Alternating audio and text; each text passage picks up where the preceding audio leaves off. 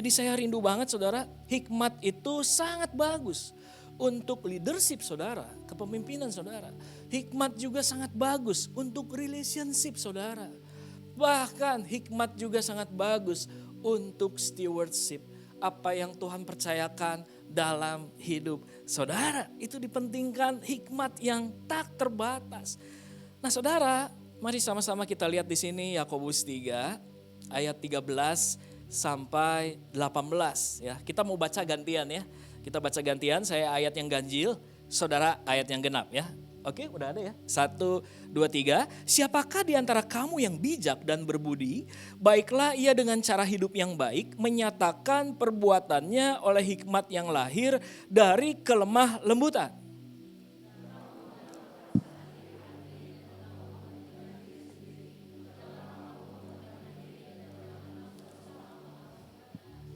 Sebentar.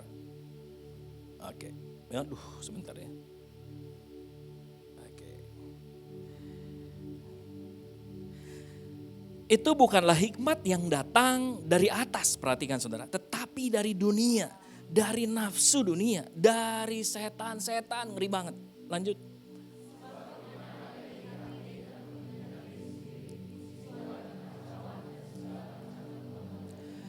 Tetapi hikmat yang dari atas adalah pertama-tama murni.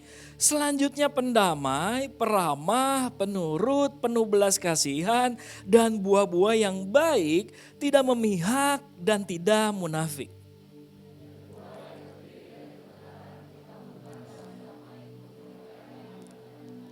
Yang percaya katakan amin.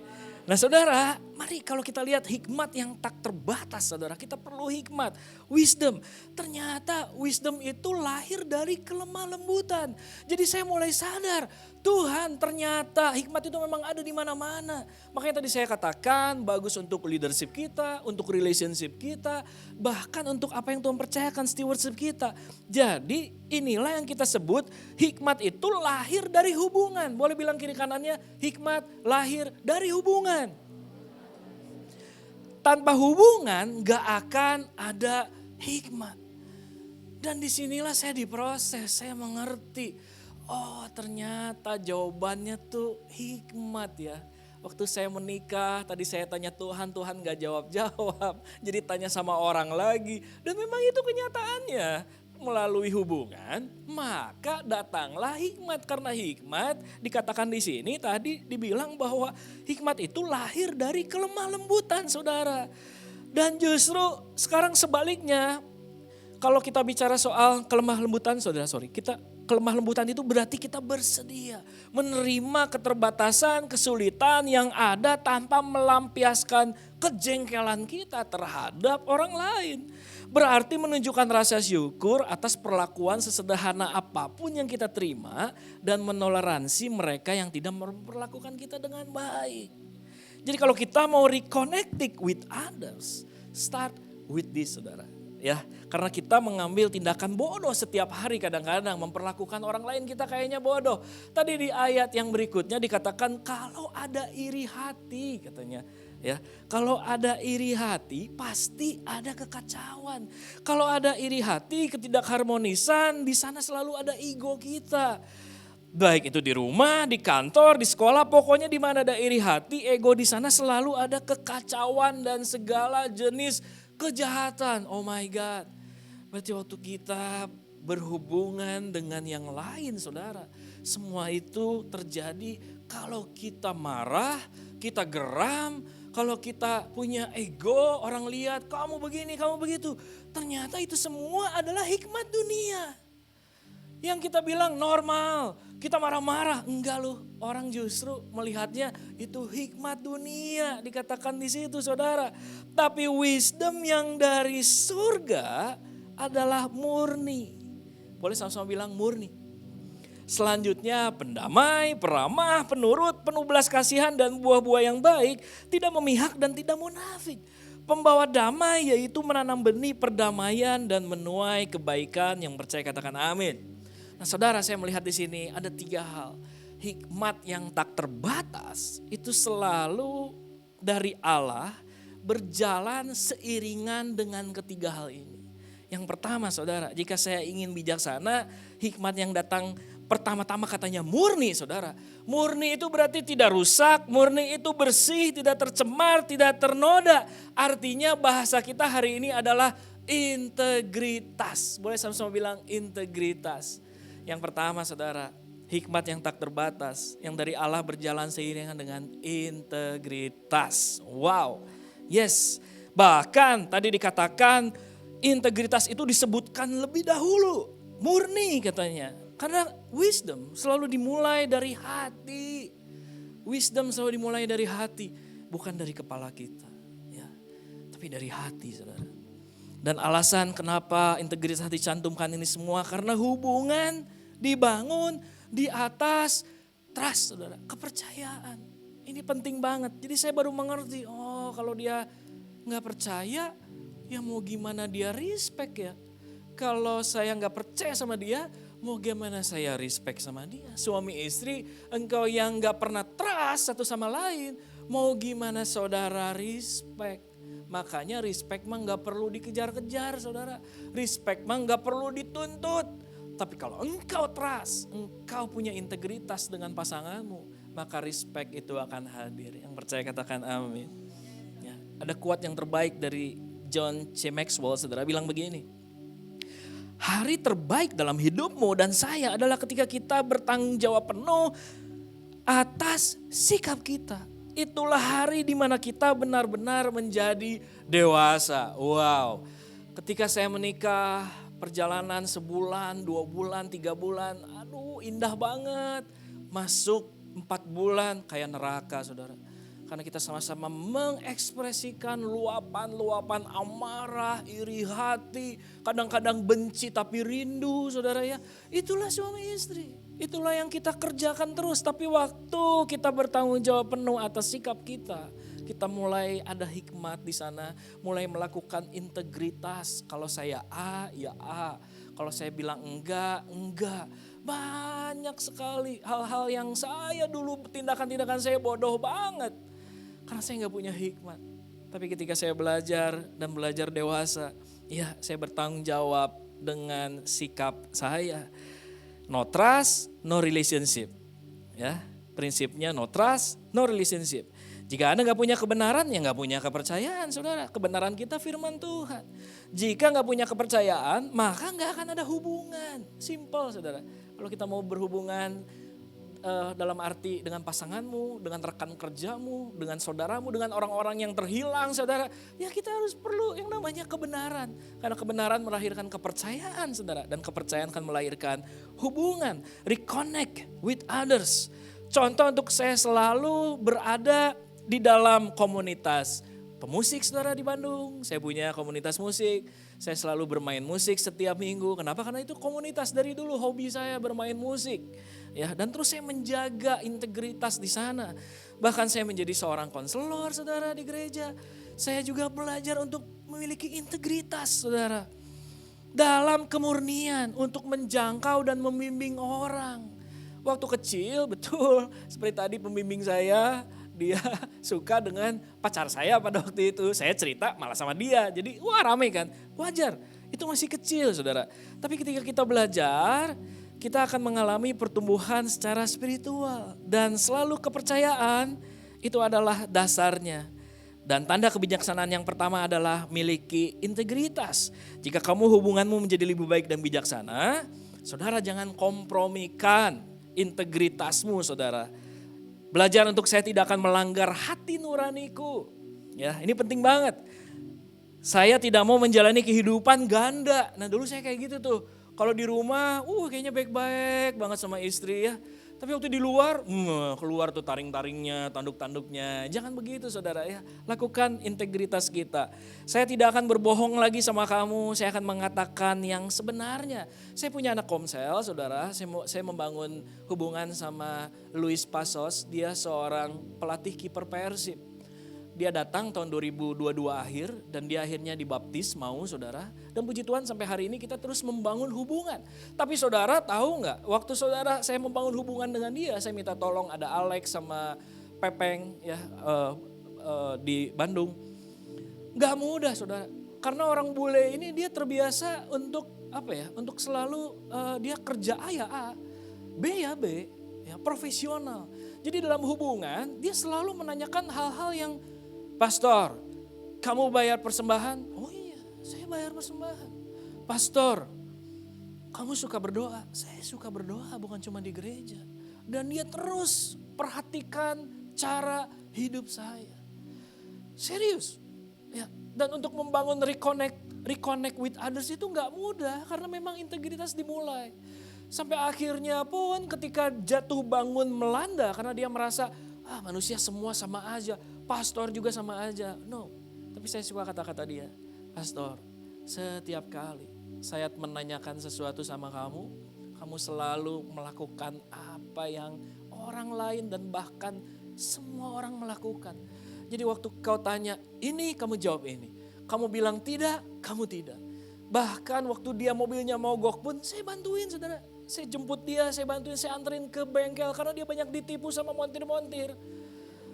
Dan waktu sampai akhirnya dia ketemu saya, dia bilang, oh pastor kau ini luar biasa. Sampai urusan mobil pun, montir pun kamu kenal. Ya iyalah orang Bandung masa tahu dong pasti ya semua. Tapi itu semua dibangun, dijalin atas dasar integritas. Kalau di foto cuman kayaknya senyum semua ya, happy gitu. Tapi belum tahu hubungannya kayak gimana. Dia orang yang cukup memperhatikan integritas. Nah saudara, kalau engkau mau reconnect with others, kalau ada orang-orang lain yang mau dibawa ke Tuhan, mari tunjukkan hikmatmu yang pertama, miliki integritas. Ya, jangan bohong sama orang-orang yang kita sayangi, apalagi pasanganmu. Hati-hati. Pastor Siani ceritanya luar biasa, ketawanya luar biasa. Saudara, kenapa saya bilang kita harus jaga integritas? Karena manusia itu pada dasarnya memang dia bergumul dengan kebohongannya. Serius, Dr. Leonard Keeler, saudara, penemu alat pendeteksi kebohongan. Ya, ini tahun lama 1930-an saudara ya, kurang lebih nanti googling aja. Nah dia menguji lebih dari 20.000 orang, dia menguji tesnya. Yang dia katakan begini, pernyataan ini mencerminkan pandangan Keeler bahwa orang seringkali memulai kebohongan dengan berbohong kepada diri mereka sendiri. Ini bisa berarti bahwa orang cenderung meyakinkan diri sendiri tentang sesuatu yang mungkin tidak sepenuhnya benar. Dan menipu diri sendiri sebelum mereka mulai menipu orang lain. Saya mulai mikir, iya ya, saya aja sama diri sendiri suka ngebohong. Betul, saya akuin itu. Saya nggak suka pakai baju warna putih, saya ngaku-ngakunya saya suka pakai baju putih. Itu dalam diri. Ya. Ataupun waktu kita ketemu orang, gimana, how do you feel, how are you? Good, I'm good. Padahal lagi nggak good. Ya, jadi pada dasarnya memang kita itu suka berbohong sama diri sendiri. Dan ini sudah ditemukan, bahkan sudah diuji saudara. Jadi hati-hati. Lalu saya hubungkan dengan firman Tuhan. Ternyata betul. Amsal 26 ayat 24 berkata, si pembenci manis kata-katanya, tapi hatinya penuh tipu daya. Wah, saya pas dengar ayat ini yang membuat saya selalu, Tuhan ampuni saya Tuhan.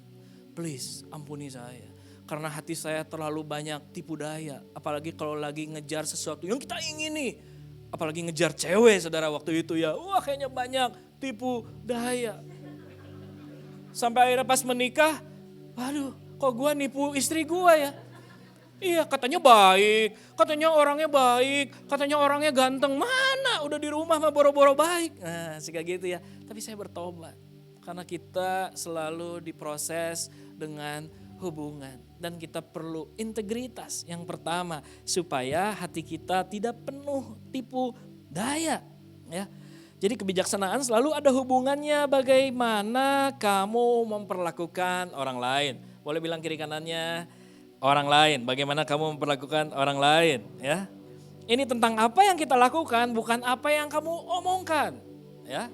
Kita harus selalu bertindak seperti itu. Bukan tentang kepintaran kita. Banyak kok orang punya S2, S3, S4 saudara ijazahnya. Tapi maaf, mereka gak punya hikmat. Makanya dunia bilang bodoh saudara. Ya, banyak orang punya ijazah yang begitu banyak. Tapi keluarganya berantakan. berarti dia tidak bisa memperlakukan orang lain. Tapi hikmat bicara soal bagaimana kita memperlakukan orang lain. Bahkan di ayat 18 tadi, buah yang terdiri dari kebenaran ditaburkan dalam damai. Nah saudara, menaburkan damai itu adalah menuai pendamaian dengan orang lain.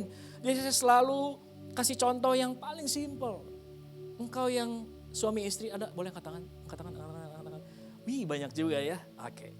Kalau engkau yang suami istri, please, apa yang kau taburkan, maka engkau akan menuai. Tadi firman Tuhan di sini, buah yang terdiri dari kebenaran ditaburkan dalam damai untuk mereka yang mengadakan damai. Suami istri, mari saudara harus menanam benih pendamai. Supaya saudara menuai damai, sukacita, happy selalu. Dimulai dari hal-hal yang kecil saudara. Ya, menabur kepercayaan saudara. Dan percaya Tuhan akan memberikan penuaian buat saudara. Mungkin saudara hari ini belum harmonis. Ayo tabur harmonis kita. Ya, jangan engkau hari ini bilang A, besok enggak. Kalau engkau bilang B, engkau melakukannya bukan B. Please, untuk yang suami istri, dimulailah dari situ. Dan saya percaya orang yang menjaga integritas selalu akan dilindungi oleh Tuhan. Amsal 2:7 berkata, ia menyediakan pertolongan bagi orang yang jujur, menjadi perisai bagi orang yang tidak bercela lakunya. Yang pertama, integritas dan percaya Tuhan akan selalu menjadi perisai buat hidupmu jika engkau melakukan integritas. Yang percaya katakan amin. Yang kedua saudara, hikmat yang tak terbatas yang dari Allah selalu berjalan seiring dengan fear of God, takut akan Tuhan. Amsal 9 ayat 10 berkata, permulaan hikmat adalah takut akan Tuhan. Dan mengenal yang Maha Kudus adalah pengertian. Ayat 11, karena oleh aku umurmu diperpanjang dan tahun-tahun hidupmu ditambah. Yang percaya katakan amin. Kalau engkau takut akan Tuhan, maka engkau akan mengenal siapa Tuhan kita. Yang tadi saya katakan dari awal, kalau kita kenal siapa Tuhan kita, maka engkau akan mendapatkan hikmat. Karena engkau kenal siapa Allahmu. Lalu engkau akan kenal siapa dirimu sendiri. Karena engkau sudah mengenal Allah, maka Allah akan membukakan banyak hal tentang hidupmu. Sehingga engkau mengenal akan dirimu sendiri. Dan yang ketiga, engkau akan semakin mengenal pasanganmu, rekanmu di kantor, rekanmu keluargamu, dan sebagainya, rekan bisnismu. Engkau akan mengenal mereka karena engkau takut akan Tuhan. Bahkan oleh karena hikmat umurmu diperpanjang dan tahun-tahun hidupmu ditambah. Artinya saudara mau diproses dari hal ini. Ya, saya percaya hidup yang mulia dan berbahagia adalah saat kita mau belajar tentang takut akan Tuhan. Boleh sama-sama bilang takut akan Tuhan. Puji Tuhan, puji Tuhan. Dan saya percaya saudara, kalau kita takut akan Tuhan, maka engkau akan reconnect with God. Karena kita yang takut sama Tuhan, berarti kita gak akan pernah melupakan kebaikan Tuhan. Gak akan pernah bersungut-sungut di hadapan Tuhan. Gak akan pernah kita selalu berpikir yang jelek tentang Tuhan. Tapi semua itu adalah proses bagaimana saudara harus reconnect dengan Tuhan. Saya suka ada 3 ayat yang selalu ditulis tentang takut akan Tuhan. Ayub 28 ayat 28 berkata, tetapi kepada manusia ia berfirman, sesungguhnya takut akan Tuhan itulah hikmat. Dan menjauhi kejahatan itulah akal budi. Lalu Mazmur 111 ayat 10, permulaan hikmat adalah takut akan Tuhan. Diulang lagi saudara, semua orang yang melakukannya berakal budi yang baik. Puji-pujian kepadanya tetap untuk selamanya. Dan diulang lagi di Amsal pertama ayat 7, takut akan Tuhan adalah permulaan pengetahuan. Tetapi orang bodoh menghina hikmat dan didikan. Saudara, kalau ada sebuah kebenaran ditulis di dalam Alkitab sampai 4 kali. Artinya please bilang kiri kanannya jangan main-main. Kenapa? Seringkali kita main-main sama Tuhan. Begitupun saya saudara. Saya juga dulu sering main-main sama Tuhan. Kenapa? Karena gak takut. Tuhan mah gak lihat. Selalu mikirnya gitu kan. Tuhan mah gak lihat. Tapi waktu saya ingat ini saudara. Ternyata takut akan Tuhan itu adalah hikmat.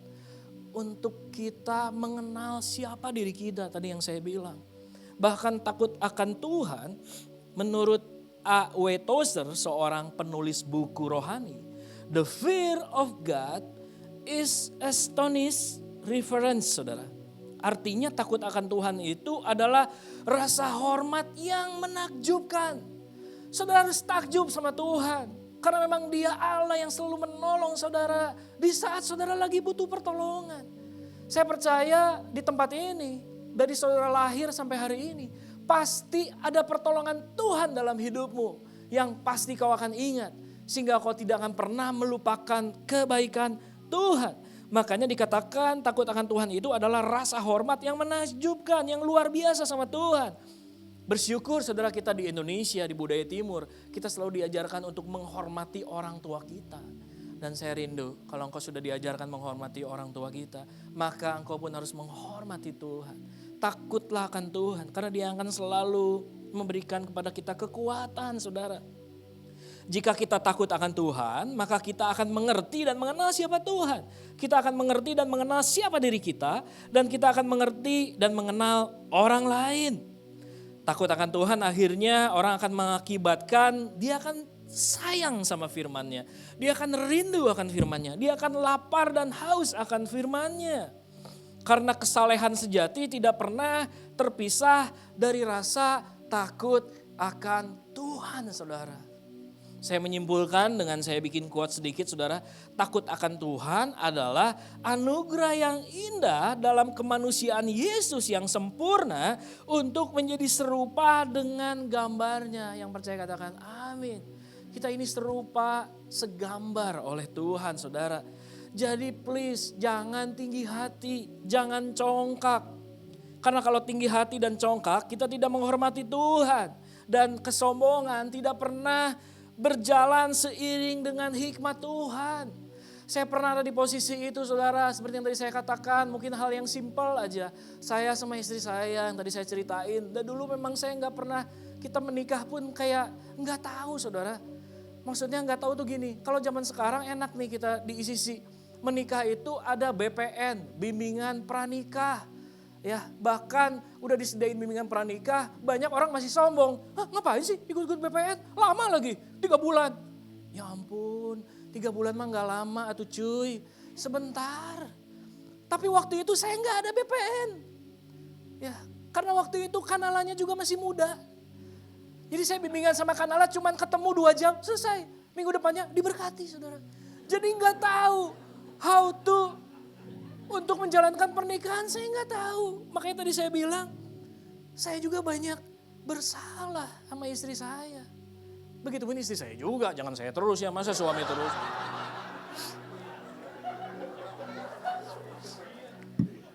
Ya harus adil dong, betul nggak? Saya kan cowok, ngomong apa adanya, saudara. Tapi istri juga harus apa adanya, betul kan? Nah seperti itu. Jadi saya pun banyak belajar, artinya apa, saudara? Banyak hal-hal yang saya nggak takut sama Tuhan. Kalau sama istri saya, oh ya saya takut. Ya, saya takut sama istri saya, takut marah kan. Jadi oh ya udahlah. Ya. Jadi semua kayaknya baik. Tapi di luar sana banyak hal yang nggak baik. Kenapa? Karena saya nggak takut akan Tuhan. Tapi saya bertobat. Saya bertobat untuk saya percaya bahwa Tuhan, saya nggak mau sombong. Kalau kita kayak tadi ya, kita udah punya integritas, kita nggak takut Tuhan, saudara please, jangan sombong. Seringkali kesombongan kita, para cowok, itu selalu sombong. Saudara udah salah aja bilang ke istri, enggak gue nggak salah, benar salah. Tetap aja kita bilang, enggak gue nggak salah, salah cuy. Ya, seringkali kita gitu sama istri kita, ya hati-hati saudara. Kesombongan itu nggak akan berjalan seiring dengan hikmat. Saya tunjukkan di sini ada sikap dari pegawai White Star Line, dia perusahaan pemilik kapal Titanic, saudara. Dia bilang begini, not even God himself could sink this ship. Artinya bahkan Tuhan sendiri nggak akan dapat menenggelamkan kapal ini. Karena Titanic waktu itu kapal yang sangat luar biasa di tahun 1912 itu. Bahkan si sang kapten juga ngikut-ngikutin si pegawai pemilik White Star Line. Dia tidak mengindahkan peringatan kapal-kapal lain saat berlayar dengan rute di Samudra Atlantik. Jangan kebut-kebutan gitu istilahnya, karena di situ es semua. Ya, jangan kebut-kebutan atau berkecepatan tinggi Tapi di sana banyak gunung es, jadi bahaya banget. Dan sang kapten malah memerintahkan anak kapalnya untuk meningkatkan kecepatan kapal. Karena kapal Titanic adalah kapal tercepat di dunia. Wow, pinter, pinter, dia kapten. Hebat bikin kapal, hebat. Tapi gak ada wisdom, gak punya hikmat. Kenapa? Sombong. Nggak takut sama Tuhan. Bahkan dia bilang begitu. Bahkan Tuhan aja katanya nggak bisa nenggelemin. Aduh, keterlaluan. Jadi 14 April tahun 1912, setelah 4 hari kapal ini meninggalkan pelabuhan, dia nabrak gunung es. Sampai akhirnya menyebabkan tenggelamnya kapal dan lebih dari 1.500 orang meninggal. Akibat apa saudara?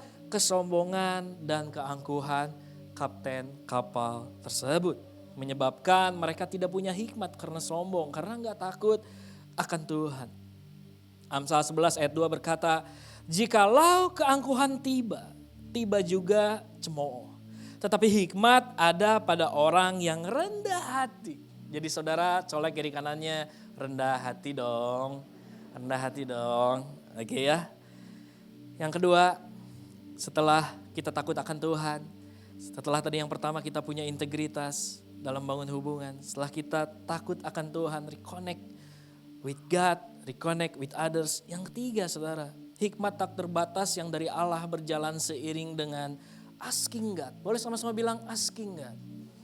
Saudara minta sama Tuhan. Jangan sombong, rendah hati.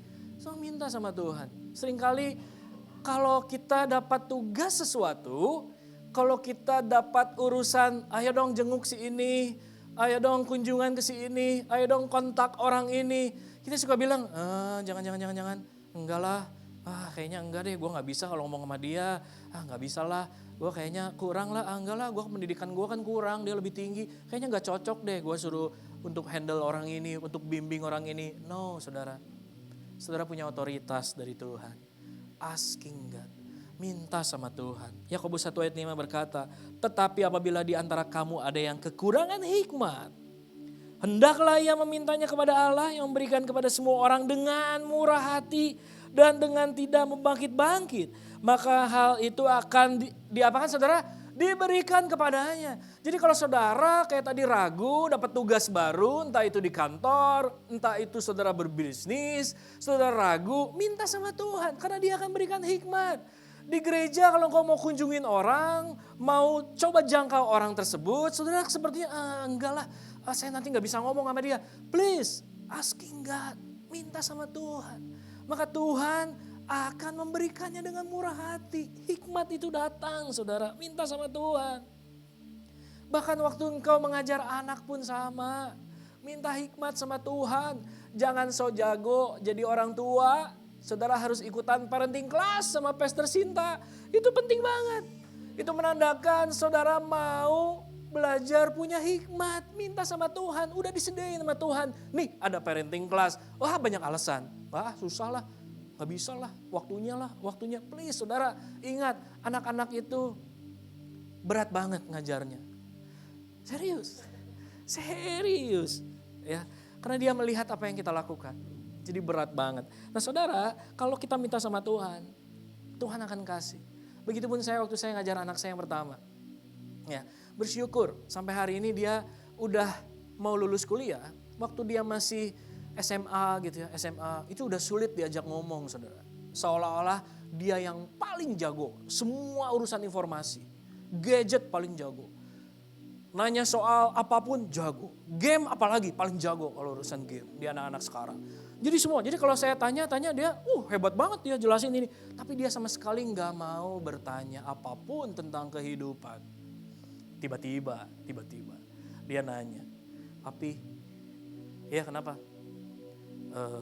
Gini papi, kan saya tahu ya kan papi saya suka minta uang gitu. Nah itu kalau saya bisa punya uang itu gimana? Wah puji Tuhan. Ternyata saya senang banget ditanya begitu. Wah saya bilang ya kamu harus kerja begini. Ya kan Pak ini saya bentar lagi lulus nih saya gini. Wah pintar banget dia punya pengetahuan. Dia jelasin semua gini. Oke. Emang papi gak punya kenalan? Papi banyak kenalan loh. Arsitek hebat yang suka bangun ini. Wah nanti papi kenalin gini. Jadi pembicaraan kita seneng banget tuh. Hampir sejam setengah saya ngobrol sama dia berdua sambil makan, sambil ngopi bareng. Dia banyak nanya sama saya dan saya jelasin semua. Saya jelasin semua kehidupan dan sebagainya. Saya jelasin. Sampai dia mendapatkan pengertian. Artinya saudara, kalau saya bapak jasmani aja suka. Waktu anak saya minta hikmat, nanya sesuatu yang dia nggak tahu. Sampai dia nanyain tentang pernikahan karena dia udah punya pacar. Jadi dia nanya bagaimana nanti nikah prosesnya. Dan betapa senangnya saya sebagai bapaknya. Ada quality time yang terjadi. Bahkan setelah itu banyak hal yang dia tanyakan karena dia tahu dia nggak mampu. Begitupun saudara dan saya. Waktu engkau minta sama Tuhan. Maka Tuhan dengan baik, dengan murah hati. Dia akan selalu bimbing saudara. Dia akan selalu belikan sesuatu. Ya, dia akan selalu kasih arahan buat saudara. Dan itu yang penting. Saya kasih contoh di sini waktu saya belajar untuk ngurusin para senior, saudara, di ICC Bandung. Ada 2 senior, ada 2 couple. Yang satu couple nggak mau ditampilkan, saudara. Jadi 2 couple ini itu dari latar belakang lain. Dia mau untuk rival, ya menikah. Jadi diberkati lagi secara Kristen, pernikahan Kristen. Dan waktu saya dikasih tugas untuk membimbing mereka, saya kaget. Karena saya bilang, aduh kayaknya gue gak sanggup. Masa saya harus ngomong sama orang yang di atas saya 25 tahun di atas saya. Mereka kan udah pengalaman, ada aja alasannya. Tapi saya minta sama Tuhan. Tuhan tolong kasih saya hikmat. Supaya saya bisa membimbing orang tua, senior. Seringkali begitu kan ya, apalagi kita nih yang masih muda nih. Kalau saudara suruh menghandle sesuatu orang yang lebih tua, orang yang apa, langsung, wah jangan saya, wah udah takut dulu. No. Dan bersyukur waktu saya berdoa sama Tuhan, puji Tuhan saya bisa menjawab banyak pertanyaan-pertanyaan. Karena mereka semua dari 2 couple ini, mereka dari latar belakang yang berbeda. Dan akhirnya waktu mereka harus kembali ke Disduk Capil untuk ngurusin surat-surat, saya ikut juga di sana. Bahkan petugas Disduk Capilnya bilang begini, Pak, kan Disduk Capilnya kebetulan orang Kristen yang ngurusin ya, catatan sipil orang Kristen. Pak pendeta, puji Tuhan ya. Ini karya Tuhan luar biasa. Memang karya Tuhan luar biasa Pak. Yang begini aja bisa terjadi di Bandung. Saya percaya Tuhan akan bekerja luar biasa. Wah jadi nama Tuhan dipermuliakan lagi. Coba kebayang. Kalau saya gak mau ah. Saya gak mau ah. Ini terlalu tua buat saya gak mau. Gak nyambung ngobrolnya. Aduh Tuhan please saya minta hikmat. Bahkan satu couple lagi, saya ceritanya sedikit aja. Satu couple yang ketiga ini. Dia itu kebayang gak? Udah divorce 5 tahun. Terus balik lagi saudara, maaf bahasa Sunda. Balik lagi dan saya harus bimbing mereka. Wah di tengah konflik, di tengah kan ada masa-masa yang dulu kecewa jadi harus dipulihkan dulu. Tapi puji Tuhan karena tujuannya mau kembali. Udah divorce, kembali lagi ke Disduk Capil. Disduk Capil bilang begini, waduh luar biasanya ya Tuhan tehnya. Pakai bahasa Sunda lagi. Tuhan tuh luar biasa, bikin karya yang luar biasa yang gak pernah terjadi. Orang udah bercerai, ini malah kembali lagi. Menyusahin, saya harus ngedelete semua katanya. Kebayang kan? Ya. Tapi bersyukur, kenapa? Karena dimulai dari hati, saya mau. Saya minta tolong sama Tuhan. Tuhan berikan saya hikmat Tuhan. Supaya saya bisa menjawab semua hal. Mengerjakannya dengan hati. Dengan integritas. Dengan saya takut sama Tuhan. Tuhan berikan hikmat buat saya. Sehingga next saya bisa lakukan hal-hal yang tadi. Semakin Tuhan mempercayakan banyak hal. Seperti tadi saya bilang. Bahwa hikmat yang terbatas itu sangat bagus untuk stewardship. Untuk apa yang saudara kelola dan saudara jalankan saudara. Ya puji Tuhan. Nah saudara, waktu kita belajar untuk kita sama-sama memberikan atau minta hikmat sama Tuhan, Tuhan itu akan jawab. Dia itu akan selalu menerangi kita. Mazmur 32 ayat 8 berkata, kata Tuhan, aku akan menunjukkan jalan yang harus kau tempuh, engkau akan kubimbing dan kunasehati. Bahkan di terjemahan NLT, saudara itu bagus banget, saya pakai bahasa Indonesia aja. Tuhan berfirman, aku akan menuntun engkau di jalan yang terbaik bagi hidupmu.